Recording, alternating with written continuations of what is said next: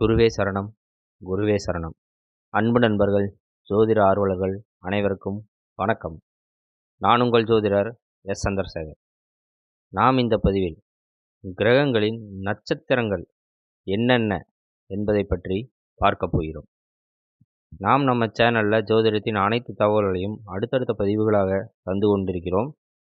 எனவே நம்ம சேனலை சப்ஸ்கிரைப் செய்து ஆதரவு தருமாறு கேட்டுக்கொள்கிறேன். ஜோதிடத்தில் 9 கிரகங்கள் உள்ளன.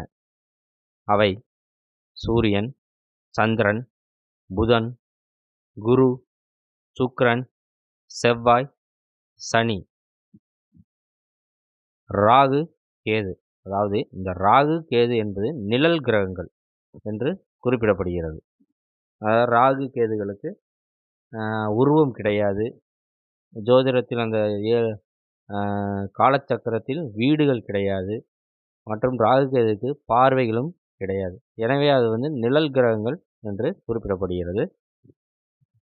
அடுத்து ஜோதிடத்தில் நட்சத்திரங்கள் என பார்க்கும்போது 27 நட்சத்திரங்கள் உள்ளன.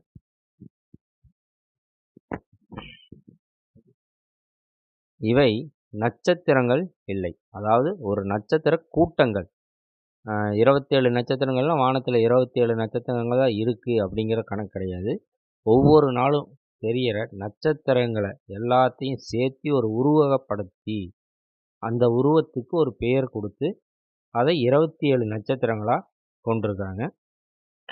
அவை அஸ்வினி, பரணி, கார்த்திகை, ரோகிணி, மிருகசீரிடம், திருவாதிரை, புனர்பூசம், பூசம், ஆயில்யம், மகம், பூரம், உத்திரம், அஸ்தம், சித்திரை, சுவாதி, விசாகம், அனுசம், கேட்டை, மூலம், பூராடம், உத்திராடம், திருவோணம், அவிட்டம், சதயம், பூரட்டாதி, உத்திரட்டாதி, ரேவதி என்பதாகும். இந்த 27 நட்சத்திரங்களும் ரொம்ப முக்கியம். இந்த 9 கிரகங்களும் 27 நட்சத்திரங்களும் ஜோதிடத்தில் ரொம்ப ரொம்ப முக்கியம். இந்த 9 கிரகங்கள் இந்த 27 நட்சத்திரங்களை மூன்று நட்சத்திரங்களாக தனக்குள் கொண்டுள்ளன. அதாவது ஒரு கிரகம் 3 நட்சத்திரங்கள். இப்போ அதாவது 27 நட்சத்திரங்களை 9 கிரகங்களுக்கு பிரிக்கும்போது ஒரு கிரகத்துக்கு 3 நட்சத்திரம் வரும்.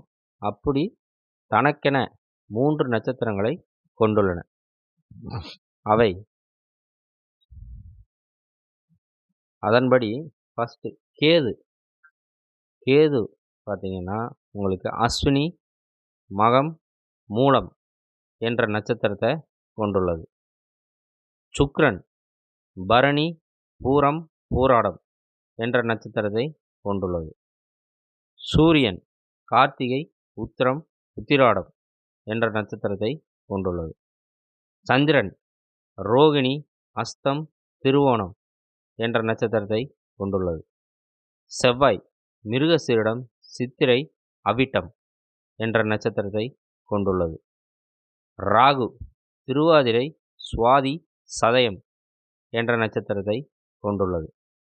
குரு புனர்பூசம், விசாகம், பூரட்டாதி என்ற நட்சத்திரத்தை கொண்டுள்ளது. சனி பூசம், அனுசம், உத்திரட்டாதி என்ற நட்சத்திரத்தை கொண்டுள்ளது. புதன் ஆயில்யம், கேட்டை, ரேவதி என்ற நட்சத்திரத்தை கொண்டுள்ளது. அதாவது இந்த ஒரு கிரகமும் 3 நட்சத்திரத்தை தனக்கு, அதாவது இப்போ அஸ்வினின்னு எடுத்தோம்னா அஸ்வினி யாரோட நட்சத்திரம் அப்படின்னு பார்த்தோம்னா அது கேதுவோட நட்சத்திரம் அப்படின்னு சொல்லணும்.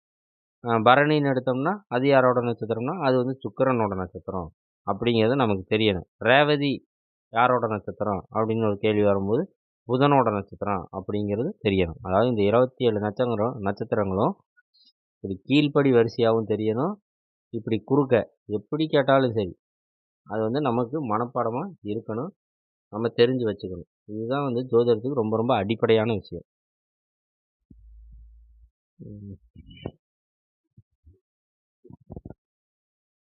அதாவது ஜோதிடத்தில் இந்த பலன் பார்க்குறோம்னு வச்சுங்களேன். இப்போ ஒரு கிரகம் ஒரு இடத்துல இருக்குது அப்படின்னா அந்த கிரகம் ஏதோ ஒரு நட்சத்திரத்தின் மேலே தான் பயணம் செய்யும். காலச்சக்கரத்தில் நட்சத்திரங்கள் மேலே தான் கிரகம் இருக்கும். அப்போ அந்த கிரகம் யாரோட நட்சத்திரத்தின் கால்களில் நிற்கிது, எந்த நட்சத்திரத்தின் கால்களில் நிற்குது, எந்த நட்சத்திரம் அந்த நட்சத்திரனோட நாதன் அதாவது இந்த கிரகம் யாரோட நட்சத்திரம் காலில் நிற்கிது, அந்த நட்சத்திரநாதன், அந்த நட்சத்திரத்துக்கு உரியவர் யார் அப்படிங்கிறது வரைக்கும் பார்த்து நம்ம பலன் எடுக்கும்போது இன்னும் கொஞ்சம் பலன் நல்ல துல்லியமாக கிடைக்கும். அதனால் இதை முக்கியமாக தெரிஞ்சு வச்சுக்கோங்க. நாம் இந்த பதிவில் கிரகங்களின் நட்சத்திரங்கள் பற்றி பார்த்தோம். இனி அடுத்த பதிவில் சந்திப்போம். இந்த பதிவு உங்களுக்கு பிடித்திருந்தா லைக் பண்ணுங்கள், ஷேர் பண்ணுங்கள், கமெண்ட் பண்ணுங்கள். இது போன்ற பதிவுகளை தொடர்ந்து பார்க்க நம்ம சேனலை சப்ஸ்கிரைப் பண்ணுங்கள். நன்றி, வணக்கம்.